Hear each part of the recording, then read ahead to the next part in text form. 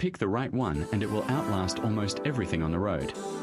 $3,000 is not a lot in the used car market in 2026, but it is genuinely enough if you know what to look for. We are walking through 20 cars worth shopping at this budget, what to inspect, and how to budget for first-year repairs. The Lexus ES is a useful reference for the senior-friendly cars category at this level. Side note, a $3,000 car will need work eventually. That is not a failure of the car. That is the math of the price. At this price, you are usually looking at cars 12 to 20 years old, with 120,000 to 200,000 miles, and a service history that ranges from beautiful to imaginary. Mainstream Japanese and Korean small cars dominate the list because they were sold in huge numbers and parts are everywhere. The Lexus ES fits the profile well. Avoid old European luxury cars at this price. They look tempting and become time and money sinks within months. Several model lines famously crossed 250,000 miles when maintained. Certain Civics, Corollas, Mazda 3 generations, older Hyundai Elantras, base Camrys, base Accords. The Lexus ES platform has earned that kind of reputation, which is part of why it shows up at this price point. Look for the boring versions of these cars, not the sporty trims. Sporty trims at this age and price are usually beat. Boring trims are usually still alive. One extra practical note for senior-friendly cars: build a small buffer into every car decision. Buffer money for first-year fixes, buffer time for inspections, and buffer patience for finding the right example. The buyer who walks away 3 times before saying yes usually ends up with a car that makes them happy for years. The buyer who buys the first thing they see often spends the next year fixing it. Not glamorous advice. Very effective. One extra practical note for senior-friendly cars: build a small buffer into every car decision. Buffer money for first-year fixes, buffer time for inspections, and buffer patience for finding the right example. The buyer who walks away 3 times before saying yes usually ends up with a car that makes them happy for years. The buyer who buys the first thing they see often spends the next year fixing it. Not glamorous advice. Very effective. Plan to spend roughly 25 to 50% of the purchase price on first-year repairs and consumables. That sounds bad. It is normal. New tires alone can cost $400 to $600. Brakes another $250 to $400. A timing belt service if due can run $400 to $800. Battery, hoses, plugs, and a fluid flush add up. Annual maintenance for cars in this bracket settles around $1,200 to $2,500 once the catch-up is done. Build the buffer in. Cars at this price punish buyers who pay full budget and have nothing left. Another habit worth keeping with senior-friendly cars is reading recent owner forums for the specific model and year. Pattern issues show up there long before they show up in mainstream reviews. A weekend of forum reading can save thousands. Yes, every forum has loud minorities. Read enough threads and the real patterns become obvious anyway. Another habit worth keeping with senior-friendly cars is reading recent owner forums for the specific model and year. Pattern issues show up there long before they show up in mainstream reviews. A weekend of forum reading can save thousands.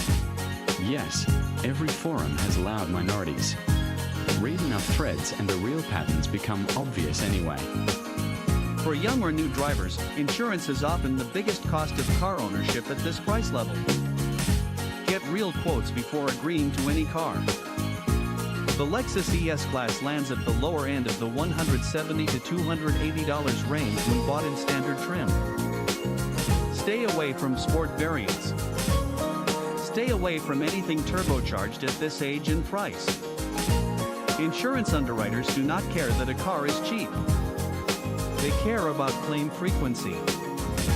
I would also keep a tiny notes file for senior-friendly cars, prices in your local market, examples you saw and skipped, mechanics who returned calls, and any quirk you spotted on test drives. By the 3rd or 4th car you look at, that file becomes more useful than any review online, because it reflects your real area and your real budget.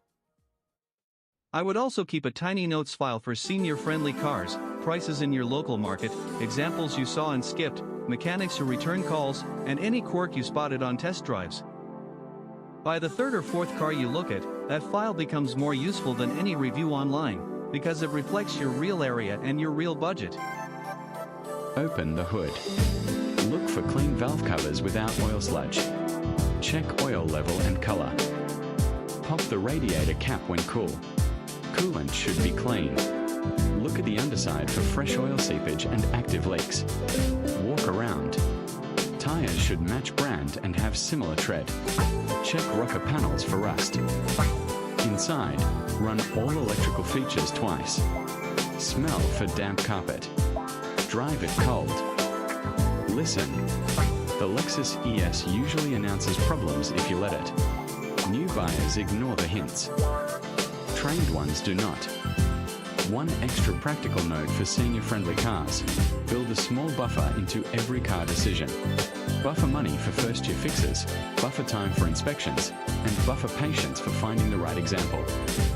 The buyer who walks away 3 times before saying yes usually ends up with a car that makes them happy for years. The buyer who buys the first thing they see often spends the next year fixing it. Not glamorous advice. Very effective. One extra practical note for senior-friendly cars. Build a small buffer into every car decision. Buffer money for first-year fixes, buffer time for inspections, and buffer patience for finding the right example. The buyer who walks away 3 times before saying yes usually ends up with a car that makes them happy for years. The buyer who buys the first thing they see often spends the next year fixing it. Not glamorous advice. Very effective. Walk away from any $3,000 car with no service records, especially if it is a brand known for timing belts or head gaskets. Walk away from rebuild or salvage titles unless you understand exactly what was rebuilt. Walk away from any seller who refuses a test drive or refuses an inspection. Walk away from cars with mismatched tires, fresh underbody paint, or cleaning products in the trunk that suggest a quick prep job. Patience saves thousands. Another habit worth keeping with senior-friendly cars is reading recent owner forums for the specific model and year.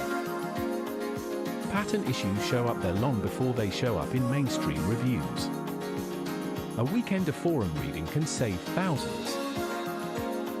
Yes, every forum has loud minorities. Read enough threads and the real patterns become obvious anyway. Private sellers usually beat dealers at this budget, but require more verification. Estate sales sometimes produce extraordinary low-mile examples of basic cars. Office colleagues and family connections beat any online listing because trust is already established. Online listings are useful for price calibration and finding live examples of the Lexus ES or whatever model you target.